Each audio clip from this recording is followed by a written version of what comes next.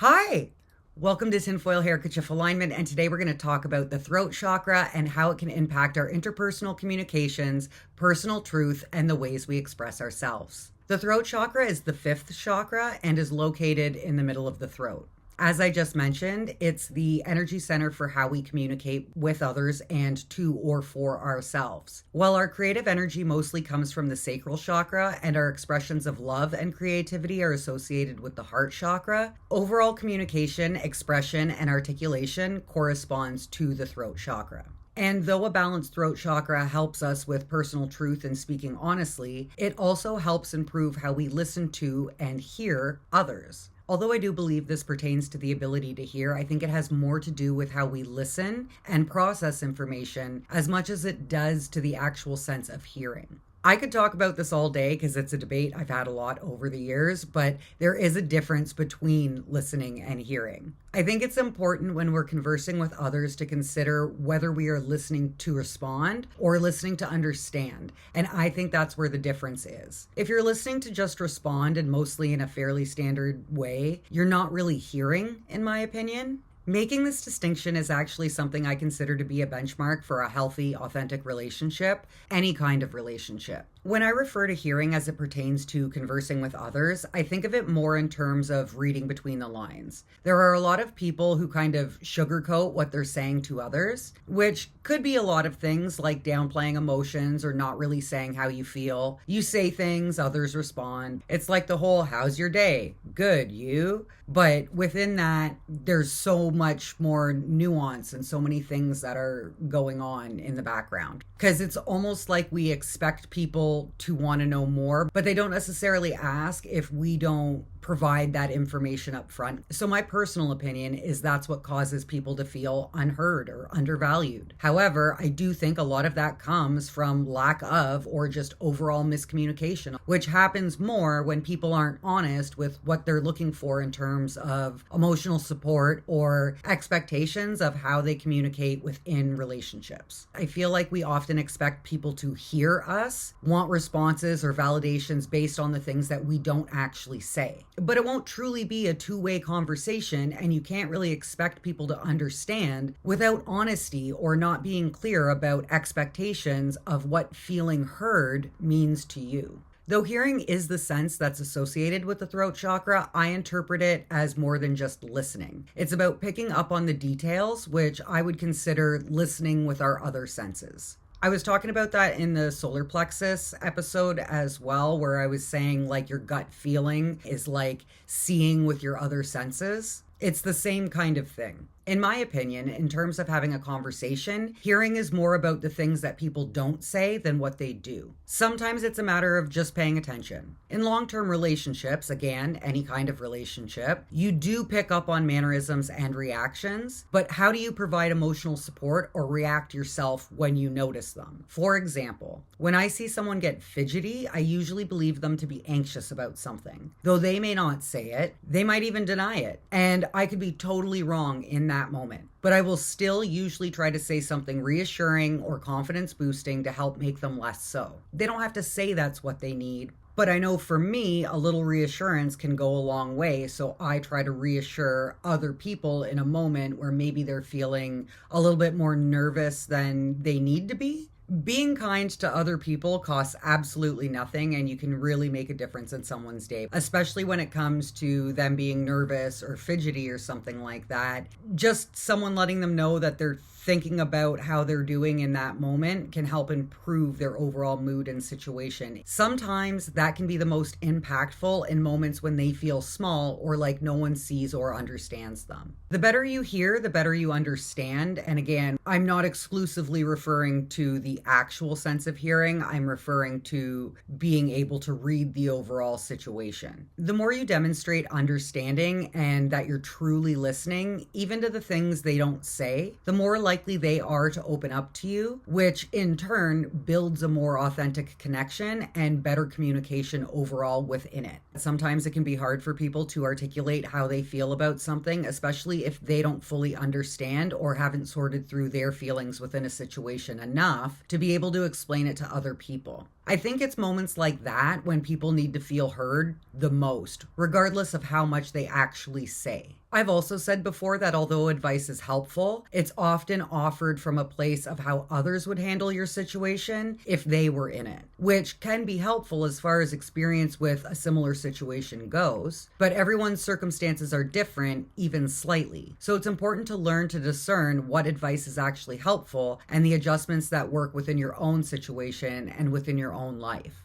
Although I would like to believe that a lot of people mean well, if they're offering advice from an unhealed space within themselves, it's likely not going to help heal that space within you. Now, that's not always true, but I've found the term misery loves company is a true statement more often than not. Advice isn't the only way to emotionally support someone, and I find when people are more focused on listening to respond, their responses are more about advice than actual help or emotional support. Sometimes all people need is comfort in the moment, and that could be something as simple as someone sitting with them or showing that they care in the moment by doing something that they know they like, or a little gesture of appreciation or to boost confidence within that moment. It's also important to remember that not everyone feels emotions the same way, even if we call it the same emotion. So sometimes people will give certain advice to try to make your feelings of the situation more comparable to theirs and on a comparable depth. I actually think that many will do it unintentionally so that they feel validated in how they feel with their own emotions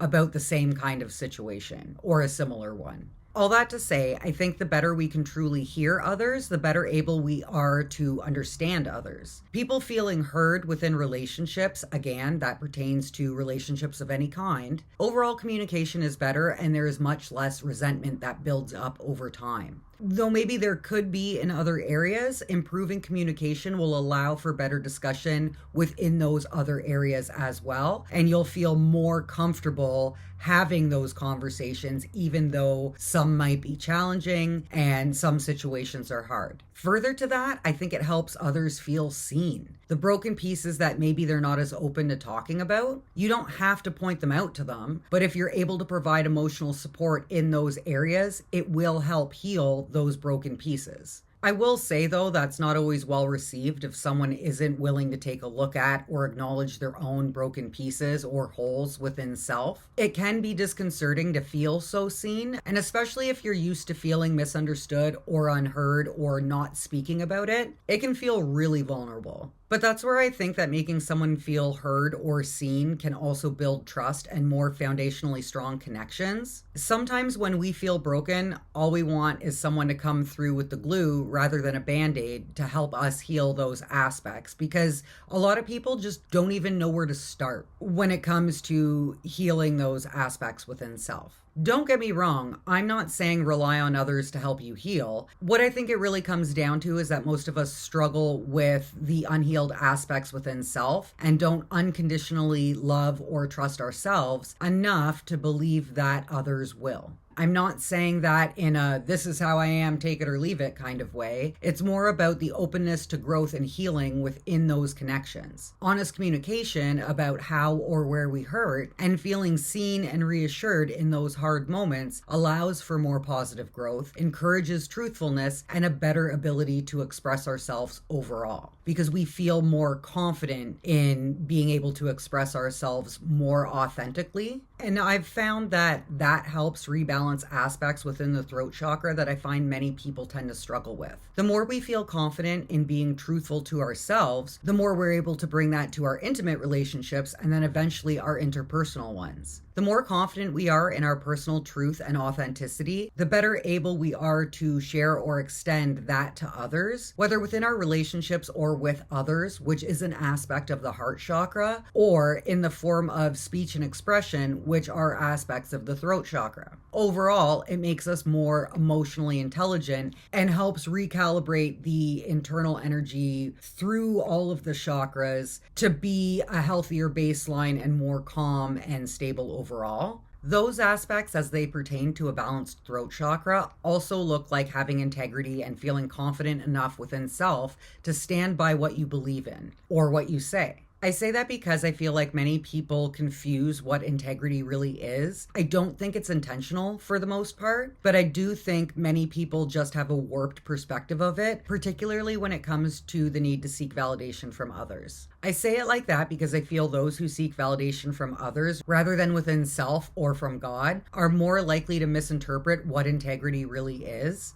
But really, integrity is generally speaking on what you believe in, standing behind that opinion, and doing the right thing even when it's hard. And integrity is an aspect of a balanced throat chakra. And standing in your integrity generally isn't easy. So it can be really hard to maintain that balance within your throat chakra as well. I do have some seemingly unpopular opinions, but they're also my opinions. And if I want to build more authentic relationships, changing my feelings on those just to appease others or gain connections based on who I'm around won't make those connections authentic. Having integrity on my perspectives that I still have when no one's around me will help create more authentic connections. Like I said, it's a matter of balancing those aspects within self and in this particular instance within the throat chakra. I live by the 10 Commandments and I will still treat others the way I want to be treated despite how they treat me. Though some may not understand that, they might even misconstrue or misrepresent my intentions. But being authentic and truthful to me is by continuing to show love even when it's not shown to me. And I just genuinely like trying to help others heal despite how broken they want to see me. Though others may not understand why I value these things the way I do, I've worked hard enough to balance aspects within myself that I don't need others to validate my actions or my thoughts or my feelings all the time. Even if it's not a popular opinion, at least I'm honest, which is often more than I can say for a bunch of the people that say that I'm not. But I'm also the type of person who appreciates direct and honest communication. And there is a difference in being honest in a constructive way to help others grow and being honest in a way that's just mean. It's about intention and delivery because not everyone is receptive in the same way or to the same things. That includes the ability to understand how we speak to different people in a way that makes most sense to them. That doesn't always mean oversimplifying because details or importance can get left out or misinterpreted within that. I think it's more about meeting people where they're at in terms of how they communicate and how emotionally open they are. I think it also applies to receptivity within ourselves to constructive criticism. Again, discernment is important within that, which helps you better understand what's actually constructive criticism that can help you grow, heal, and be a better version of yourself, and what's just criticizing to make you feel bad, less valuable, or less confident. But I would also say that discernment is a part of hearing as well. Being able to evaluate conversations or communications to determine intention and authenticity within them.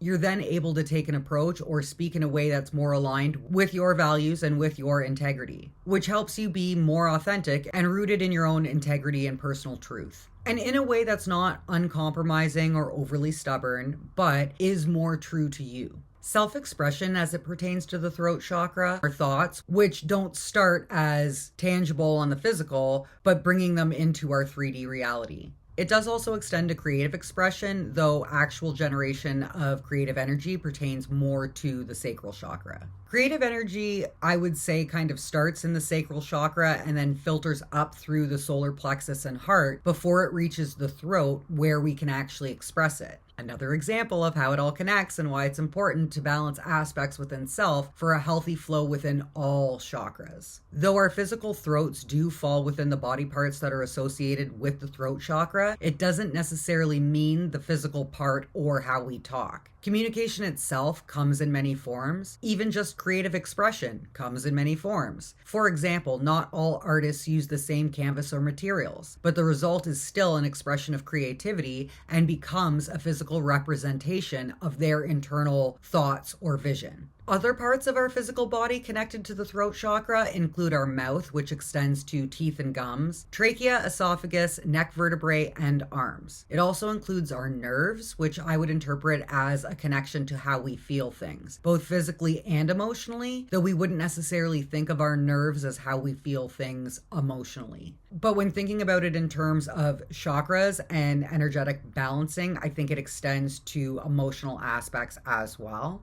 Our lungs, the air intake of our physical body, are also part of the throat chakra. And air fuels our overall body, which helps us function cognitively and physically. Lack of oxygen to the brain, especially for prolonged periods of time, can cause cognitive deterioration on a more severe level. Brain fog, lack of focus, or tiredness can also be indicators of a less severe imbalance within the throat chakra, which in turn impacts how we're able to discern or communicate effectively. Lack of oxygen to the blood can cause other physical ailments. The thyroid is also part of the throat chakra. It helps regulate heart rate and even body temperature. The hormones it produces also help regulate metabolism and energy levels. When it comes to both heart rate and metabolism, dysfunction in these areas would also cause dysfunction within other energy centers within the body as well. For example, irregularities with heart rate would impact the heart chakra, which in itself is the energetic center of the body, and flow within it can impact multiple chakras naturally, whether balanced or unbalanced.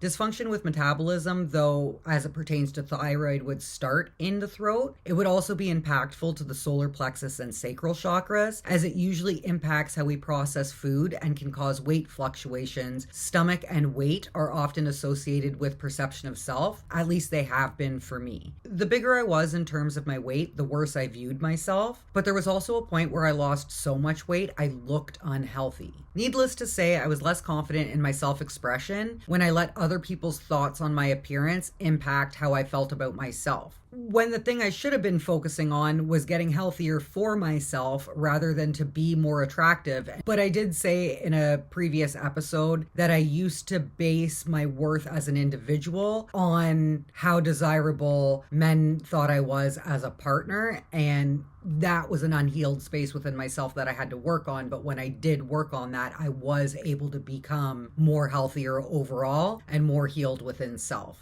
Because I had low self-worth based on my weight, I also had less confidence and was more negatively attuned in a lot of ways. I was more willing to compromise my values and my integrity, or say things just to be liked rather than being truthful or speaking with integrity. Overall indicators of an unbalanced throat chakra on my part. So with all that to say, thyroid problems, neck pain, and swollen glands in or around the neck can all be physical indicators of an internal energetic imbalance. Recurrent sore throats and colds can be as well. And this isn't a complete list of physical indicators of a throat chakra imbalance. There are other issues that pertain to the physical components within the energy center of the throat chakra that could be indicators as well. Things that impact those physical components can also impact energetic flow within the throat chakra, and as a result can also impact other chakras indirectly. It's about balance within flow with the overall energetic system within our bodies. As I've said before, I'm not a medical professional. I'm just talking about my interpretations of how energetic imbalances can present themselves as physical symptoms. I'm not saying you shouldn't seek actual medical attention if you need it, because you should seek medical attention if you need it. But once you heal up from the physical symptom, or if it's something recurring, it might be worth considering that there is an underlying energetic imbalance within self, and working through those may prevent some of those issues from being so persistent. The throat chakra is represented by the color blue,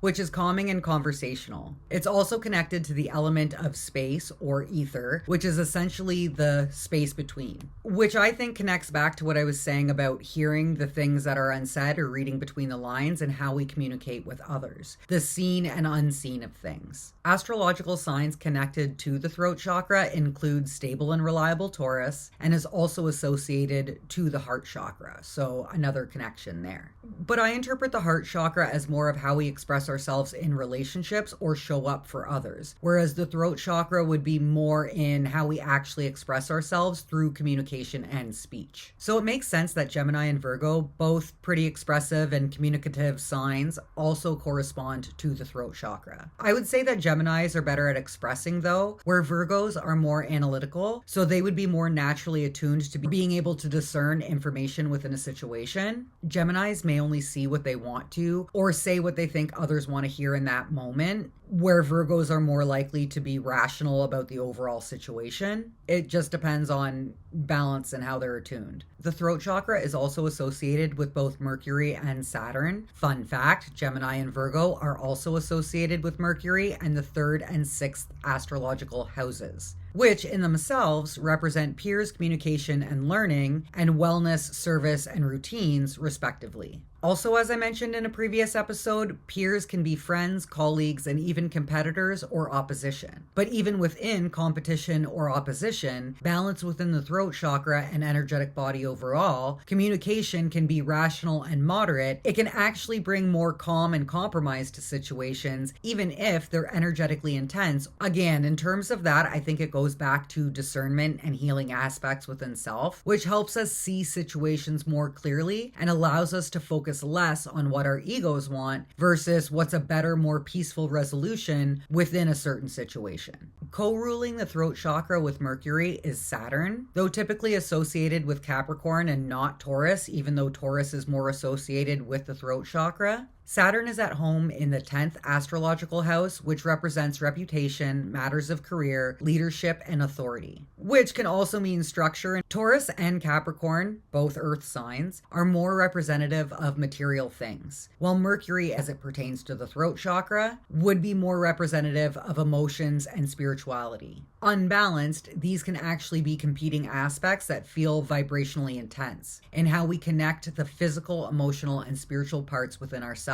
Saturn is also more of a disciplinarian, so when that aspect is balanced, it's more about learning and growth within experiences and situations. When unbalanced, it can look like harsh or unfair judgments or displays of force and dominance because it blocks healthy flow of internal energy by dominating exterior circumstances to create an imbalance between the material, physical, and spiritual, and that's usually when people don't really feel heard or supported. Saturn is also very intellectual, which for the most part is a positive trait. And when balanced, it can be very forward-thinking, help others grow, and provide insight that allows prosperity for more than just yourself or those close to you. It can also add value to conversations or improve situations in a way that can be prosperous and beneficial to a lot of people. But that balance often comes from thinking of others before prioritizing yourself and personal desires or accolades. It also involves being fair to others, even if they disagree with you or you see them as a competitor. It's about using the intellect and the ability to communicate to assist those who are more vulnerable or not as confident in how they express or communicate for themselves. Not in a way that's speaking for them or telling them how they should feel. It's about making sure everyone feels heard and valued and there's fairness within a situation, which keeps the overall structure from the physical, spiritual, and emotional aspects more balanced. The interesting thing about the throat chakra being co-ruled by Mercury and Saturn are the overlaps in how some of the indicators of imbalance can look similar. As always, it's not specific to those astrological signs or the planets themselves. It's about the traits and aspects that they represent and how to balance them. I always say that just because some traits are more negatively attuned doesn't mean they always have to be. That's why healing those aspects within self are so important. Though some may require a little bit more love in terms of trying to heal than maybe others would. A blocked throat chakra can also look like dishonesty, arrogance, or an inability to express thought, which can also look like talking too much or too little, and either way results in poor communication, both in terms of how we express thoughts and feelings